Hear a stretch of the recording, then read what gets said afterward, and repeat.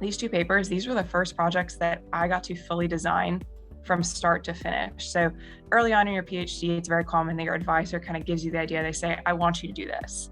And then you go execute work. And this was a project, these last two papers that I worked on, that Brian said, tell me what you want to do, come up with an idea. And so I sat down and I said, here's a knowledge gap in the literature. Here's the objective of what I want to do. And then the hypothesis I have.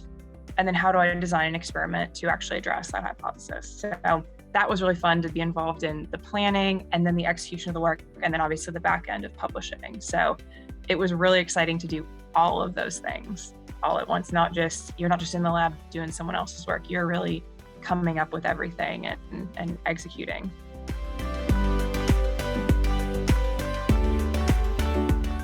I hope actually that within the scientific community that the work that we've put out here will remind and suggest to other researchers that they need to focus on solid phase characterization and really the application of advanced techniques specifically for transuranic materials.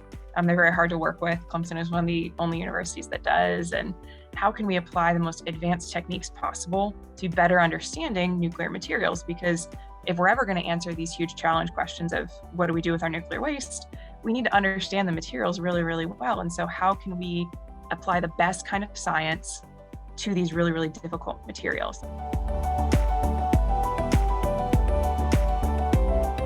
I was here as a postdoc for about a year, and then I actually accepted a full-time staff position. And so I'm here now. I'm an R&D associate in radiochemistry, so I have a full-time position here now.